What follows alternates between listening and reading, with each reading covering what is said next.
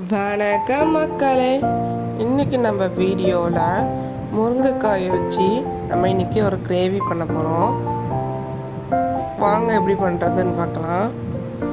அதுக்கு ஃபஸ்ட்டு ஒரு 10 முருங்கைக்காய் எடுத்துக்கோங்க.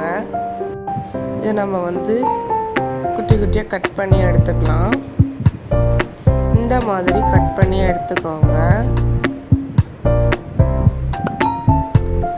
இப்போது இதை தண்ணியில் வேக வச்சு எடுத்துக்கலாம்.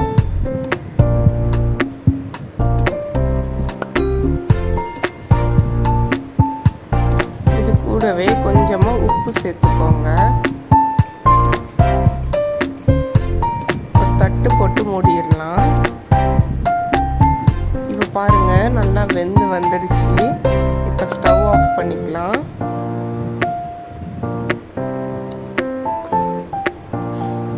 இப்போது ஸ்டவ் ஆஃப் பண்ணி கீழே எடுத்து வச்சுருக்கேன். ஆற விட்டுட்டு முருங்கைக்காயில் உள்ள சதையை மட்டும் எடுத்துக்கோங்க. இப்போது ஸ்டவ் ஆன் பண்ணி ஒரு கடாய் வச்சுக்கோங்க.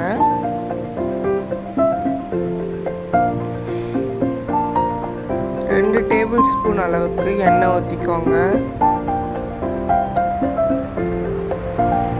1/4 டீஸ்பூன் கடுகு சேர்த்துக்கோங்க.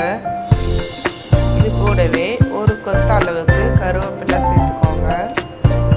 2 பெரிய வெங்காயம் சேர்த்துக்கோங்க.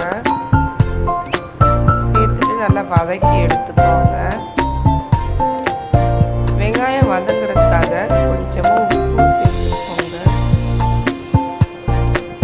ஒரு பெரிய சைஸ் தக்காளி சேர்த்துக்கோங்க.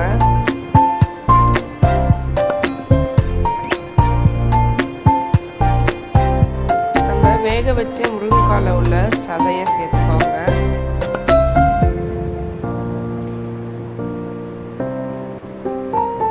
நல்லா வதக்கி விட்டுக்கோங்க.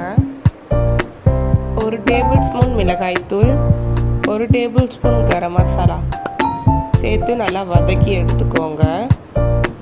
இது கூடவே கொஞ்சமாக தண்ணி ஊற்றி நல்லா கொதிக்க வச்சு இறக்கிக்கோங்க. அவ்வளோதான், கிரேவி ரெடி. இந்த வீடியோ உங்களுக்கு பிடிச்சிருந்தா மறக்காமல் லைக் பண்ணுங்கள், ஷேர் பண்ணுங்கள், கமெண்ட் பண்ணுங்கள். நம்ம சேனலை சப்ஸ்கிரைப் பண்ணாதவங்க சப்ஸ்கிரைப் பண்ணிட்டு பாருங்கள். தேங்க்ஸ் ஃபார் வாட்சிங்.